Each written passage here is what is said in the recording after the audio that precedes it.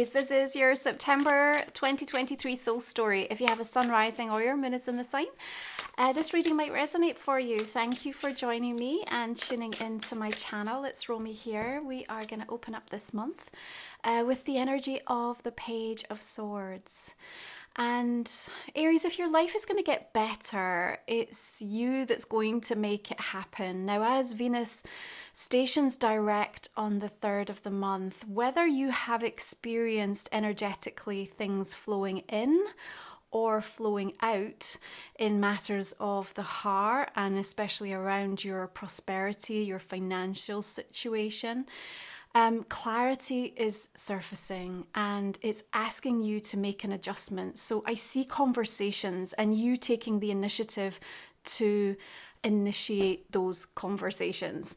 The clearing, the repairing, the returning, all of this energy helps to facilitate like a practical approach where things are going to start being taken care of by you. And I think that your focus comes through quite powerfully.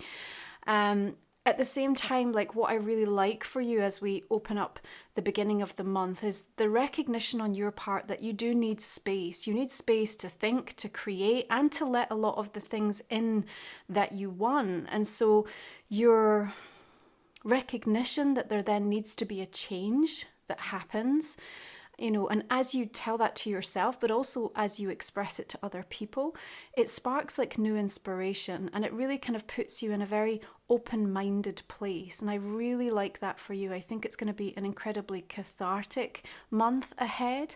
And I think it's going to be one where you help to, you know, get yourself back on track where things might have felt like they've gone a little wayward recently. Now we have on the 4th Jupiter stationing retrograde. So over the next few weeks, the benevolence of this planet will facilitate like an internal expansion. And you know what I say around Jupiter retrograde is it's a beautiful time for you to experience and embody the idea of acting as if. So where we reflect upon where we are versus where we want to be, however big that gap might feel, whatever challenges we think may stand in our way, there's an opportunity to think and to express and to show up and to truly embody everything that you are trying to achieve and what you're trying to manifest for yourself. So when we act as if through the retrograde of Jupiter, when it stations direct, we then have an opportunity to see that sort of showing up in the manifestations. And it's almost like we see this kind of quiet, meditative, reflective position here. And you know, there's a whole host of planets still retrograde. So that opportunity, you know, to kind of go inwards is really important. And you have this kind of I'm waiting in the wings feeling with something. What I really like is that, you know, I have a sense that you already know what that is. And there's a sort of acceptance from you around almost a divine time for this. You know, life isn't this linear road that operates chronologically for us, taking us from one stage to another, even if at times it feels like that or we wish it were that way. It's much more of a crazy interdimensional ride where we bounce about timelines. So don't worry about the order of things. Know that it's all in divine orchestration. And the more you can kind of find that stillness and start to focus your mind and your intention, then the more that you are going to realize how much is actually ready to kind of come into your world. Remember, the universe is always responding to your intention, not what others think or believe about you. So what are your intentions saying? Yeah, and I've got a powerful soul journey this month to work in the shadow, to really get deeper into that, because, you know, we have our surface kind of clear goals of why we want what we want. But if there are subconscious things that are driving that behavior, perhaps that are coming from a wound energy that we're not fully aware or conscious of, then they can be, you know, limiting or delaying or holding back things that are meant to be showing up for us at this period of time. So that's a really useful journey to explore. You'll find the links below. We also have a new Equinox Energy activation this month. So that first week of September is really nice. We have some astrological conversations taking place. The sun's trining with Jupiter on the 8th, and I think that there's a really lovely blessing. You've had to be strong. with regards to something. You learnt a lot from a little. Yeah, there was perhaps a fleeting experience that had a real powerful impact on you, and it reshaped a lot of the way that you were thinking about something, your perspective. And in and around that day, I feel like you get to return to something, but with really powerful hindsight. And also now the resolve, but also the faith and the belief that says, you know, if this is going to change, it's going to be me that's going to, you know, bring it about. And I think that this is the attitude I absolutely see from you moving forward in September. Now, the requirement is we need a couple of plans. Okay, you might feel like you want to tackle everything in September because perhaps the season is one that kind of helps give you that sort of back to work energy or vibe. I would encourage you to just thoughtfully and carefully choose maybe one or two things that you can complete or progress significantly, and avoid splitting your energy too much. There is a sense, you know, that you're going to need a couple of plans to initiate till you see which one has more traction, okay? And that might not become fully evident or clear to you until later on in the month, okay? So it's worthwhile sort of, in a way, kind of hedging your bets, but knowing that both have value, and the experience of embarking or setting off with both of them in tow will still be valuable for you. Okay, so the asteroid goddess Pallas Athena is coming out of Virgo and moving into Libra on the 13th, and we also have Vesta shifting into Cancer. Now, Pallas Athena in Libra, at the same time Mars is in the sign, then approaching Libra season, you know, the art of diplomacy will go a long way. And I think especially where you've had some challenges negotiating or trying to advance yourself or a relationship, you know, especially with those Venusian ruled things, you are now seeing a little bit more of a truce, a little bit more of a kind of easier, more balanced environment with less hostility to, you know, communicate clearly what you think, what you feel, and some really innovative, creative solutions that kind of might have felt really obvious, but just evaded both of you, or just you, or, you know, just weren't kind of necessarily revealed to you previously, okay? Sometimes we can overthink and end up in a place of sort of inertia and, you know, feeling like just because we understand something, therefore we've sort of made the change.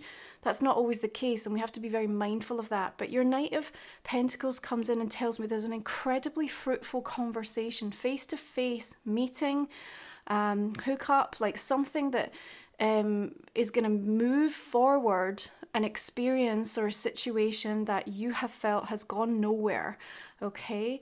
I think that there are some incredibly sort of powerful, practical steps that can be taken following this. Now, yes, let's bear in mind Mercury is still retrograde until the 15th, so, you know, we might have to revisit and just kind of ensure that what was discussed and agreed upon is something that is followed through.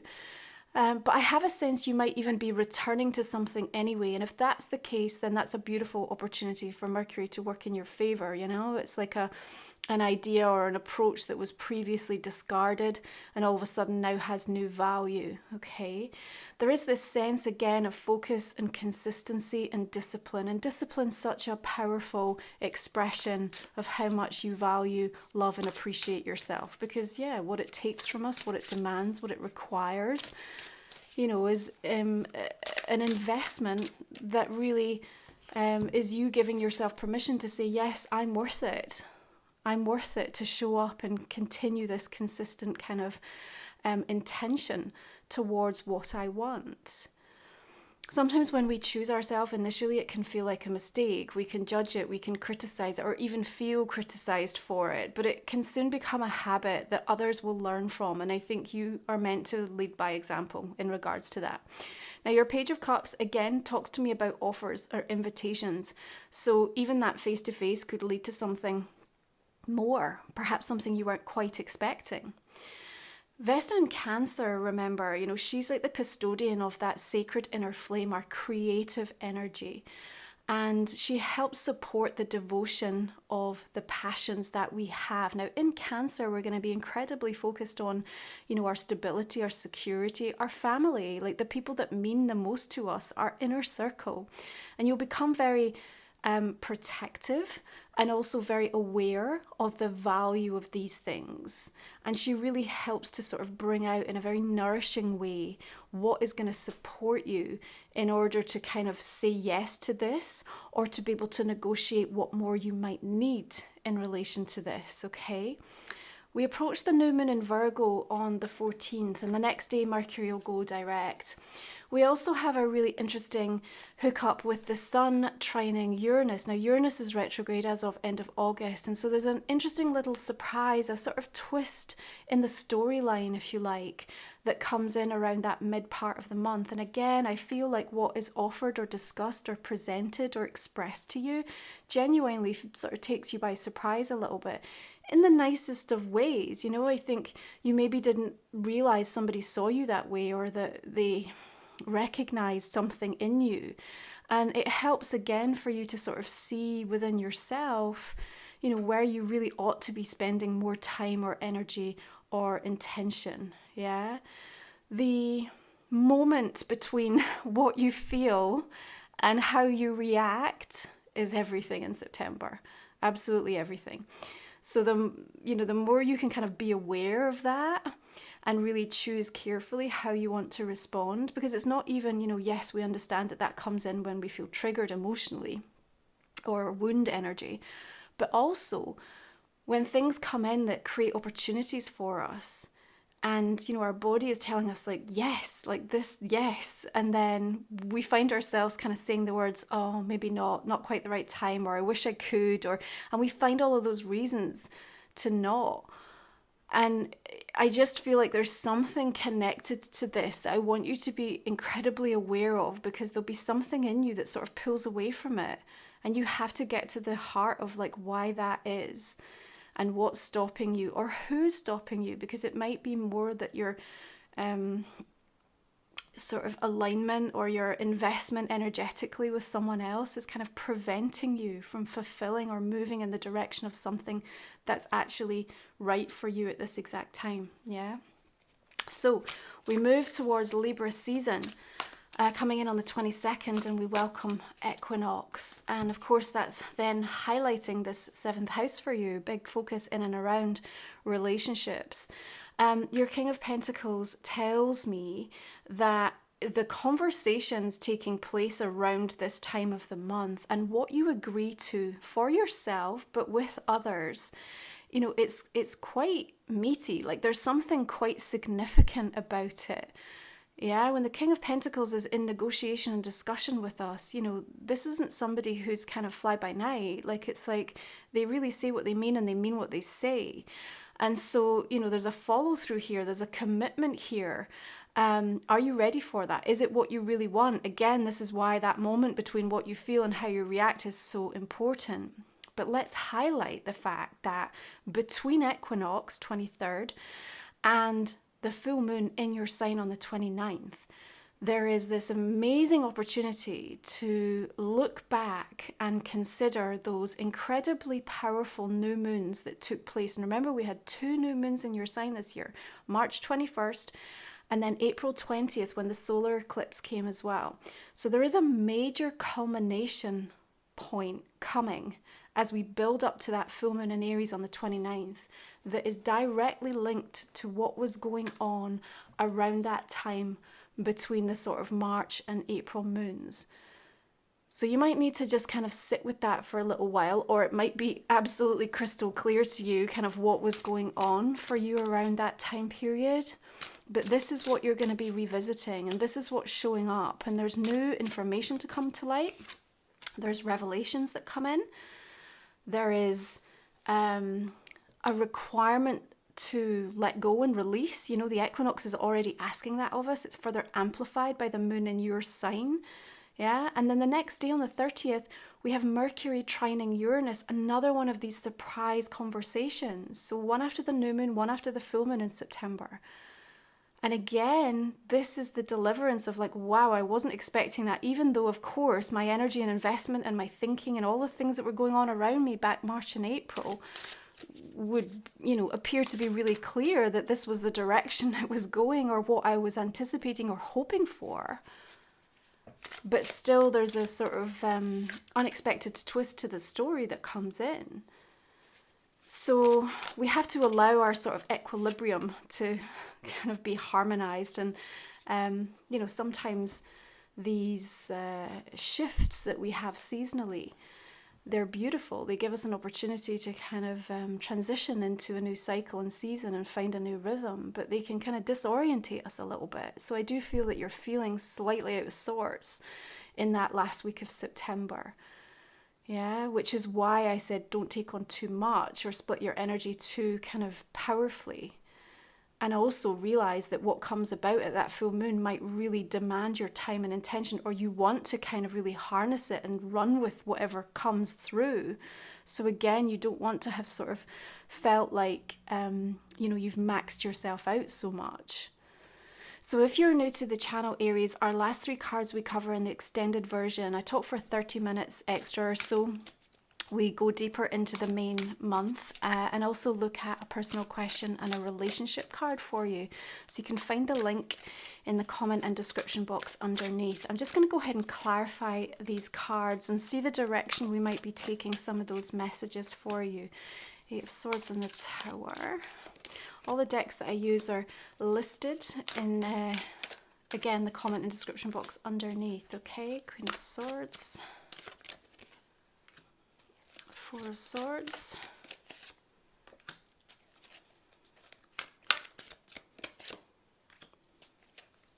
there is this powerful kind of directive for you to put into motion something. Okay, whether that like be a new plan, a project, an initiative, like it's just, it needs that first step taken. We're kind of like at a place where it's like amber lights turning to green. And so, even the initiation of it through the month of September sort of gives it an anchor point energetically.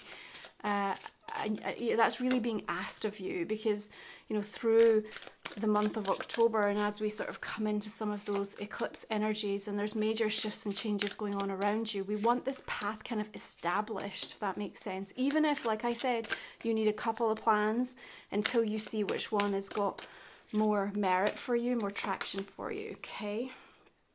All right, so we're going to just pull some oracles now. This is Life Soul Vision. So again, if you're new to the channel, this is my own deck and you'll see this sacred title along with my book, Moon Musings, and you'll get all the info on that over on my website. Please do check it out if you enjoy my work. Okay, let's have a look. Heart energy, gratitude and growth. We have the Queen of Air alongside the Queen of Swords there, so powerful guide showing up. Spirit Horse, sovereign power. We have Spirit Stag, heavenly timing. Okay.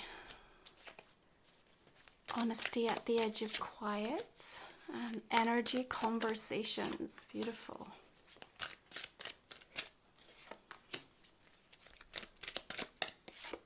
Okay, so let's go ahead and pull from the Crow Oracle for you this month, Aries.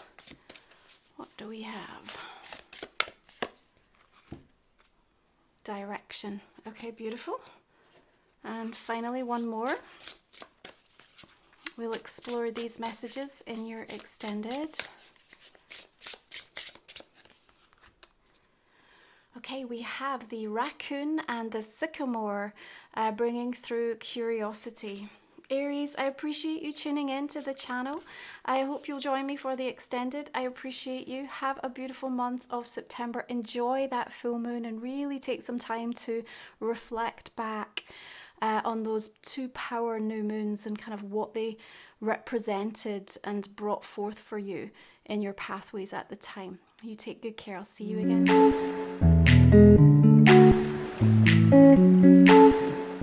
soon.